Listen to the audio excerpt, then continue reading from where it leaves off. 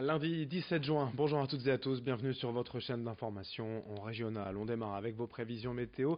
Elles sont belles en ce début de semaine, en ce lundi. Du soleil, du ciel bleu, quelques voiles nuageux sans conséquence, sans gravité.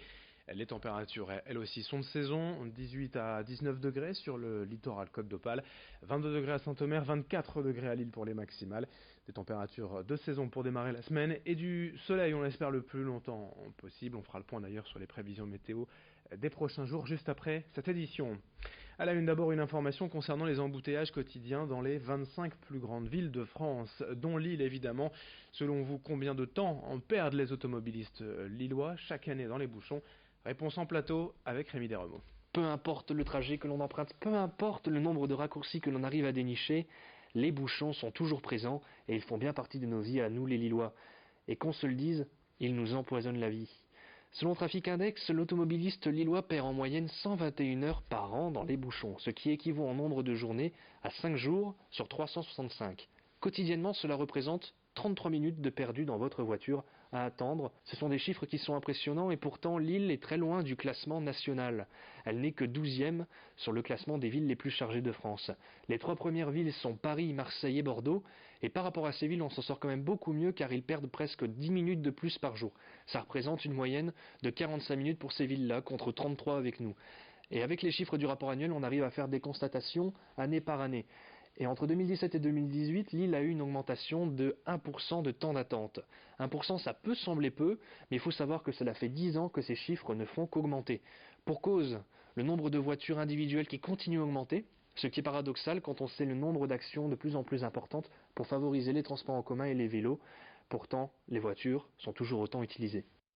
Eh bien le vélo justement, on va en parler Rémi, puisqu'en ville certes les vols de vélos sont fréquents et c'est peut-être l'une des raisons d'ailleurs qui fait encore hésiter certains à s'équiper. De jeunes ingénieurs nordistes ont imaginé la solution pour rassurer les potentiels cyclistes. Alexandre et Gabriele ont développé un traceur à placer dans la structure du vélo. Celui-ci est relié à une application permettant de connaître la localisation exacte du vélo en temps réel. La batterie du traceur offre près d'1 an d'autonomie, ce qui est largement suffisant pour suivre son vélo en cas de vol et prévenir la police. À terme, les deux entrepreneurs imaginent développer leur idée sur tous les produits de valeur qu'on puisse imaginer, scooter ou trottinette électrique. Le dispositif sera disponible début 2020 et déjà en précommande sur leur site internet. Présentation au micro de Rémi Desremeaux. Si on se fait voler son vélo, il suffit d'aller sur l'application et de le déclarer volé. Cela génère un code. En donnant ce code à la police a accès à toutes les positions du vélo depuis le vol, et aussi ce qu'on appelle le passeport du vélo. Donc c'est une photo de la facture, une photo du vélo, et tout autre document qu'on va juger nécessaire pour aider la police à retrouver notre vélo.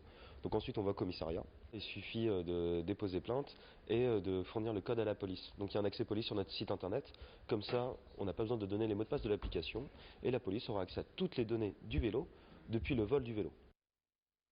Ce week-end, peut-être en avez-vous profité pour jardiner et tailler votre haie ou vos arbustes, mais attention à ce que vous faites des feuilles ou des branches coupées, ce n'est pas connu de tous, mais le brûlage des déchets verts est interdit par la loi.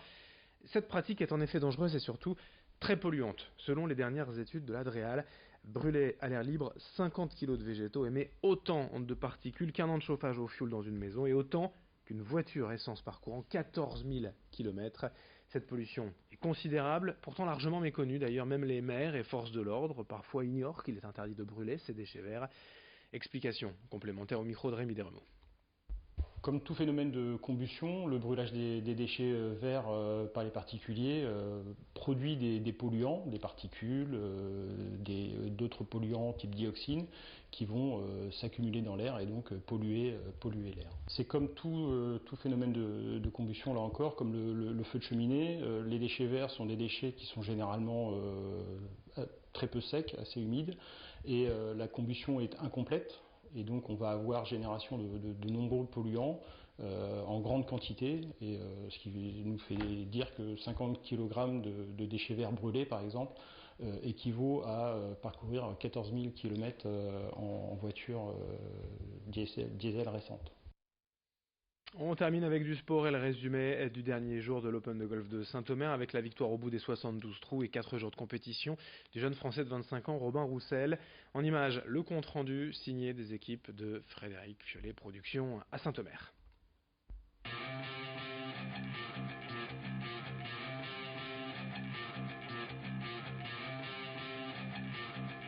Un dernier putt, certainement le plus facile de sa longue journée, pour une première victoire sur le Challenge Tour.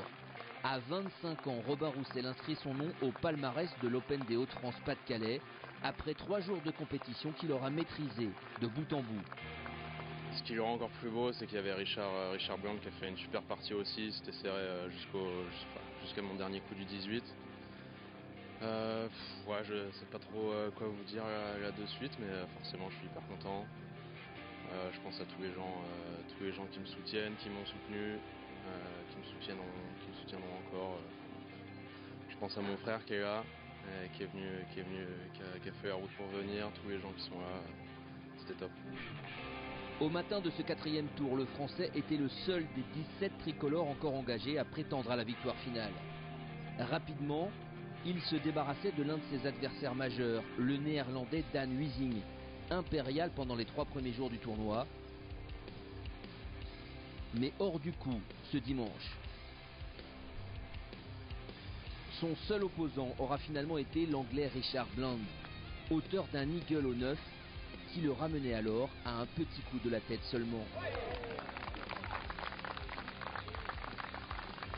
Mais Robin Roussel allait tenir bon jusqu'au bout, ne concédant jamais le moindre bogey. Au 18, il arrive avec un seul petit coup d'avance sur Richard Bland. La menace d'un play-off se fait toujours sentir. Une menace qu'il éteint aussitôt avec un magnifique coup de fer qui place la balle au pied du drapeau. Son dernier putt, synonyme de birdie, lui offre donc la victoire. Après 3 top 10 cette saison, Roussel goûte enfin à la victoire sur le Challenge Tour, dont le leader reste un autre Français, Antoine Rosner. Voilà le résumé du Hauts-de-France, Pas-de-Calais, Open de golf de Saint-Omer.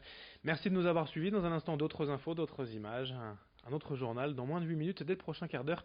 Très bonne journée à toutes et à tous.